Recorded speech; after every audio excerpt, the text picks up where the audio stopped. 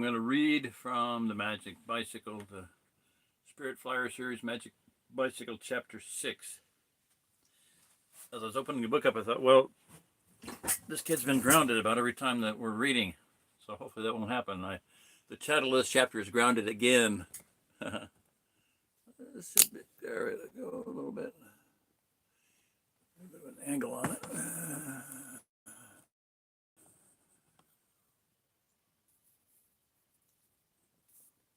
Pardon the thumb. Okay, I guess I could close that door and see this distraction back there. Then you can see my backside. I'll leave it like it is. Okay. Let me get up. What do I got from here? So I had a okay day. Speaking of Magic Bicycle, I rode my Magic Bicycle. My Magically That It's Here bicycle. And I got to thinking about it. I mean, we're supposed to be thankful and everything give thanks. So instead of whining and pissing, bitching, and moaning about the things we don't like, be grateful for what we do have and what we have received. So I want to just say thank you, Father, for blessing me with the bicycle.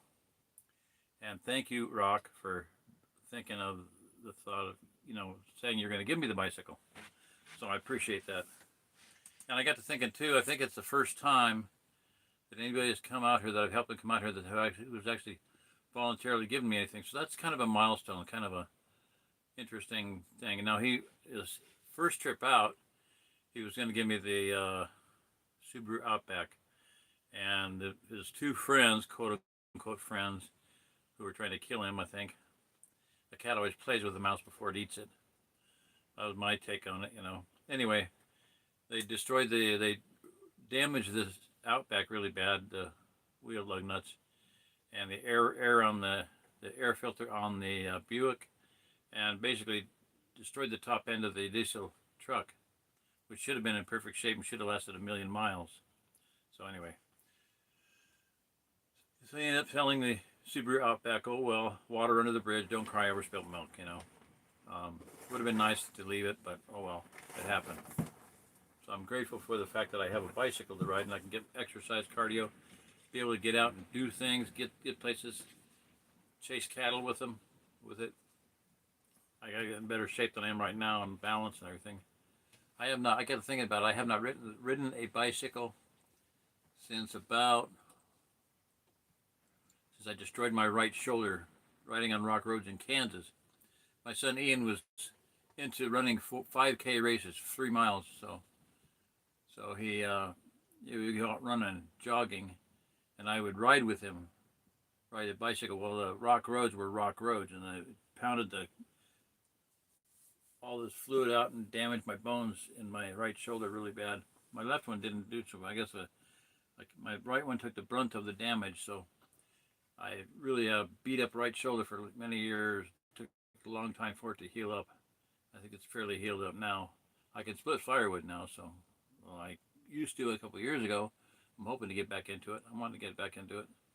Anyway, neither here nor there. I'm just rambling, blathering. Sorry about that. We'll start reading here. But thank you for the bicycle, Rock. Thank you. And it's nice. I need to get my balance. I need to learn how to get on it and get off of it without falling over. How to get on it, how to get it rolling without falling over. How to slow down without falling over. So, I don't know. We'll see. I fell once too. Then I got off the road so I didn't get run over by a woman in a black pickup truck. Close call though. I went clear off the road. I didn't see who it was until after they were gone, but they would have been happy to run over me. Anyway, all right. Enough said there. Shut up. Okay. Grounded again. Horace Grimsby's red phone was glowing off and on, not ringing. He put his cup of coffee on the dashboard of the black truck and picked up the phone. Yes, sir, he said, then listened. A frown crossed his face. That's too bad, but of course we know who has it now for sure. That's some help. Grimsby listened again. A slow smile spread across his face. Splendid idea, he gushed. Splendid idea. Then Grimsby listened for a long time. He chuckled. Right away, sir, right away. Grimsby hung up and the red phone stopped glowing. He chuckled once more and finished his coffee. From the back of the truck, he got a cardboard box. He opened the box to make sure everything was there, then stepped outside. He locked the doors and whistled all the way to the sheriff's office. John and Roger had just parked their bicycles in front of the sheriff's office. Down the street, they saw an odd man with a black derby and black suit walking toward them. The man was whistling and carrying a cardboard box. Although he seemed very old, it was hard to tell. He ran up the sheriff's office steps. At the top, he stopped and stared down at the spirit flyer, rubbing his lip. "Is one of you the owner of this bicycle?" Grimsby asked, pointing at the spirit flyer. "I am," John said. "And who might you be?" "John Kramer." "Ah," Grimsby said, smiling. "The son of the sheriff?" "Well, sort of," John mumbled. He didn't like explaining that his parents had died. "He's my uncle." I see, Grimsby said. "Well, I am Horace Grimsby of Goliath Toys. No doubt you boys have heard of the bicycle contest and race my company is sponsoring in this fair town of Centerville." "Yeah," both boys said at once.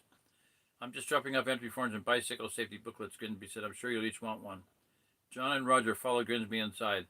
George was at the radio table as usual, and Sheriff Kramer was behind his desk. He stood up when he saw Grimsby and the boys come into the office. "Have the entry forms and bicycle safety book, Sheriff, as you requested," Grimsby said, putting the box on the long counter in the office.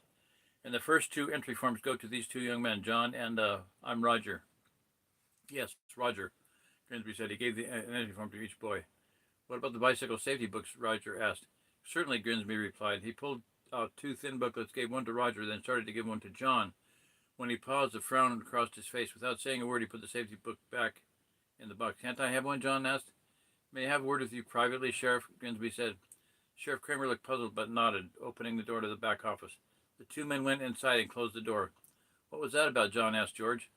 "Why didn't he give me a book?" "Beats me," George said, scratching his head. He looked at John. "By the way, where did you run off to Saturday morning? I never thought to ask you." "Well, I went home," John said. He suddenly felt afraid. He didn't want to lie yet. He didn't want to explain about the spirit flyer. Not yet. He hoped the fire at the McCradle's farm had been forgotten. The young deputy stared hard at John. John looked down at his sneakers. "Your uncle was asking me about what happened to you after we got the call from Mrs. McCradle. I almost forgot you ran off, what with Mrs. McCradle screaming on the telephone and hollering about her barn." John shifted uneasily on his feet. He didn't like the way George kept looking at him. "So you ran home," George said. "Did you go anywhere after that?" John's mouth was suddenly dry. He coughed, trying to think of something he could say without lying, yet not saying he had flown to McCradle's farm. Luckily, the office door slammed. John had never been so happy to see Barry Smedlow and three of the Cobra Club members, Doug, Robert, and Scott. "I knew you were in here," Barry said. "I saw that your bicycle out front. By the way, it fell over." "I wonder how that happened," John said, giving Barry a steely look. "It was okay when I came in here, and it better be okay when I leave." "How could his bicycle have fallen over?" Barry asked his three gang friends. They all shook their heads, but each one of them had the same stupid smile on his face, just like Barry. The bigger boy looked back at John. "We don't know. Maybe your training wheels fell off." John curled his hands into fists. The dumb grin on Barry's face made him furious. Training wheels. John was about to say something, but his uncle and Grimsby came out of the office. His uncle looked unhappy. "We'd like some entry forms and bicycle safety booklets, Sheriff Kramer." "Sir," Barry said in a phony, polite voice that John wanted to laugh. "Certainly, young man," Grimsby said, reaching into the box. "I need to talk to you, John," the uncle said. The unhappy look had not left his face. John froze. He felt sure his uncle was going to question him about where he had been on Saturday during the time of the fire. "I'm afraid you won't be allowed to enter the bicycle safety contest," his uncle said. John's mouth dropped open. "Why?" "Well, I'm acting as the judge, and as Mr. Grimsby pointed out to me quite properly, it might look bad if I'm judging you, since you're in my family. It's called conflict of interest. You can enter the best-looking bicycle contest and the race, but not the safety contest. We don't want people to think I was unfair as a judge. I'm sorry, but that's the way it is. Rules are rules, and we need to be fair." No one said anything for a moment. Roger looked down at the floor. John kept looking at his uncle. He couldn't believe it. He had been counting on being able to do well in the safety contest because he knew he would have trouble in the race. He knew for sure he didn't have a chance in the best-looking bicycle contest. "What tough luck," Barry Smedlow said. "You win some, you lose some." "John, old pal, let's go, guys." The boys left, slamming the door, but Barry's awful braying laugh and hoots of the other Cobra Club members carried through the door. "Extremely sorry, young man," Grimsby said, tipping his hat. He smiled at everyone in the room and then left. John looked back to his uncle. He felt the tears creeping into his eyes. "I'm sorry, John, but as sheriff I have responsibilities," Uncle Bill said. "When I agreed to judge this contest, I didn't even think about it interfering with you. I don't like to break my commitments. I think I could judge fairly, but it might look bad to other people. Rules are rules. And in cases like this, the families are usually prohibited from..." "Sure, rules are rules," John said bitterly. "The rules are always rules." Then, afraid he might cry, John turned and ran out of the sheriff's office. He almost knocked down Grimsby on the steps as he picked up the spirit flyer. John jumped on and pedaled away as fast as he could. Grimsby, who had been examining, though not touching, the spirit flyer, began to chuckle as he watched John ride away. Splendid idea, he said softly. Soon he will make that trash heap bike ineffective. Splendid idea, he began laughing louder. John raced around Centerville, not caring where he was going. He didn't stop at stop signs and almost got hit by cars twice. He yelled at the cars and kept pedaling fast. All he could think of was how unfair everything was. How did it just fly away and never come back to this crummy little town, he thought. Rules are rules. Ah, who cares? John pedaled up the Crofts Road, racing toward the river and washout bridge. At the last minute, he pointed the bicycle up and the spirit flyer left the ground. Maybe I'll never come back, he thought. Although John was angry, he knew in his heart that running away wouldn't solve his problem. But he was too angry to notice that the spirit flyer wasn't working like before. Although the old red bike was flying, it had left the ground much slower than it usually did, and it didn't go nearly as fast. John barely flew high enough to go over the tops of the trees across the river, but he didn't notice. All he could think of was how unfair his uncle was. John flew over the tops of the trees, not watching where he was going. He wanted the freedom of the air. He pedaled furiously, but the old red bike, plodded through the air like a sick blimp. As John began sweating, he suddenly realized the bike wasn't acting normal. Fly, you stupid bike, fly, John said, shaking the handlebars. But the spirit flyer went slower, even though he pedaled harder. John pointed the handlebars up, but the bike would not rise. He pedaled faster. The old bike continued plodding along. John started to yell at the old bike and kicked the front tire. Just then he saw a small figure riding on Crofts Road. John stared at the person and realized it was Barry Smedlow. A wonderfully ugly thought came into John's mind as he saw Barry far below. Now was the time for revenge. John circled in the air so he was behind Barry. Since the spirit flyer didn't make any noise, Barry was unaware of the flying bicycle high above him. John checked his pockets to see if he had anything he could drop like a bomb on Barry, but his pockets were empty. Then John had a horribly perfect idea. He would swoop down, dive bombing toward Barry. When he was almost there, he would scream, "Chicken!" and scare Barry half to death. At the same time, he might even spit, then pull the bicycle back up and fly away. Barry would think he had been attacked by a flying saucer. John smiled, thinking how scared the mighty president of the Cobra Club would be. It's just what he deserved, John thought as he stopped in the air above Barry. When John felt ready, he pointed the spirit flyer down, aiming straight at the unsuspecting bully. As the old red bike shot toward the ground, John pedaled as hard as he could and worked up a wad of spit in his mouth. Barry continued riding along the road, not hearing or seeing a thing. The spirit flyer was only 20 feet away when it happened.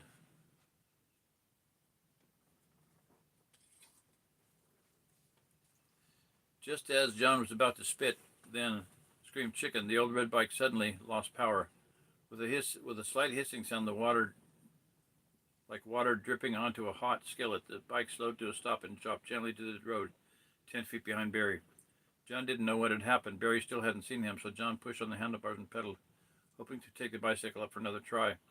The handlebars moved, but the old red bike stayed on the ground. John tried again. Nothing happened. John was pushing on the handlebars when Barry turned around. "Where did you come from?" Barry asked. He looked at John strangely, since he hadn't heard anyone coming. He thought John was acting funny, also pushing up and down on the old bike's handlebars. "How did you get here?" "How do you think?" John asked, pushing down on the handlebars once more, hoping to show Barry what the spirit flyer could really do. But the old red bike acted just like any other old red bike. Nothing happened. John became more frustrated than ever. "Why do you keep bending the handlebars?" Barry demanded. "Why do you keep asking questions?" John replied. "Leave me alone."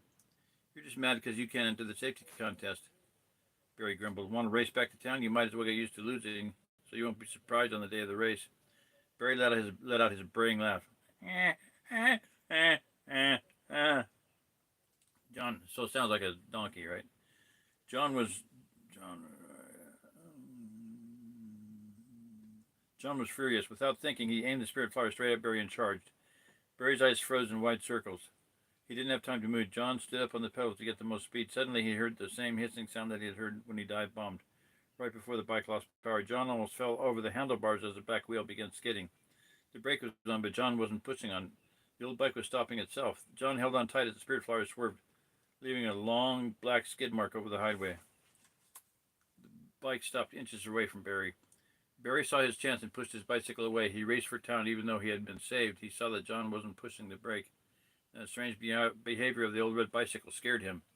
As Barry sped away, John regained his balance. He knew the bike had stopped deliberately. He hopped off, knocked the kickstand down, and screamed at the bike. "Why? Why? Why?" he yelled. The bike just leaned on its kickstand and smiled in the middle of the road and laughed at him. No. The silence infuriated John. In anger, he kicked the old bicycle, hitting it just below the seat. John screamed again, but this time from pain in his toe. The old red bike did not move when he kicked it. As John hopped around on one foot, holding his toe, he heard a hot, bubbling sound and smelled something awful, a dead smell. He looked down. On the road where he had skidded to a stop, the skid mark was smoking and gurgling as if on fire. John jumped back. The skid mark was boiling and smoking like hot tar. It almost seemed to be moving, wriggling back and forth as if it were alive. John rubbed his eyes and looked closer. The skid mark was moving. Through the smoke, he saw two beady red eyes and a red flicking tongue. John rubbed his eyes again, and when he looked a second time, the skid mark had turned completely into a snake. Very smoothly, the snake began sliding toward John, its red tongue flicking the air. John was too surprised to run. As the snake slid closer, it opened its mouth wide, bearing two long red fangs. Smoke poured out of the mouth. John coughed at the awful smell. He felt suffocated. He wanted to run, but his legs felt paralyzed. The snake stopped a foot away and then slowly rose in the air like a cobra ready to strike. A long hiss poured out of its mouth with the smoke. John stared into the awful hypnotic eyes. The snake rose to its full height, rearing back to strike. Suddenly the spirit fire rolled across the road and stopped between John and the serpent. At that instant, the snake struck, sinking its long fan into the rear tire of the spirit flyer. The tire let out a shriek like the sound of a boiling tea kettle as it slowly went flat. The black smoking snake then slid across the road and disappeared into the tall weeds, leaving a trail of stinking smoke lingering in the air. John finally caught his breath, though his heart was still pounding like a freight train. If he hadn't seen it so close with his own eyes, he wouldn't have believed it. He rubbed his eyes once more, then looked at the spirit flyer. The rear tire was totally flat. John bent down to check the puncture holes. Two gobs of black, sticky, tar-like stuff were on the tire. He was afraid to touch it. The skid mark on the road was gone, as if it had been erased. John coughed again. The horrible dead smell still lingered in the air. The boy walked very carefully to the side of the road where the snake had disappeared. Though he couldn't see anything but weeds, the awful smell was stronger, as if the snake was hiding nearby. John backed away. Shaking his head, he grasped the handlebars of the spirit flyer and began pushing it back toward town. That was chapter 6. There you go.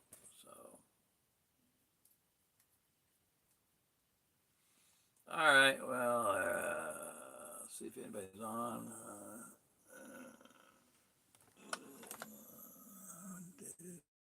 2. About par for the course on this. I guess nobody really cares. Grant Bennett. Hey, Grant, how you doing? COVID is a great psyop and something. Definitely a psyop. False flag. Bullshit. What do you call it?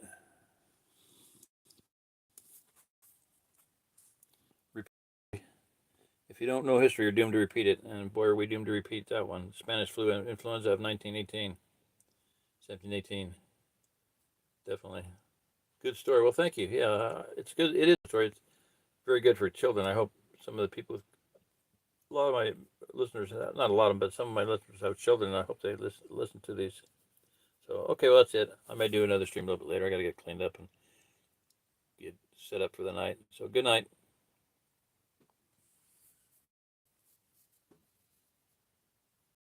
Where's the X, man? I don't see the X. There it is.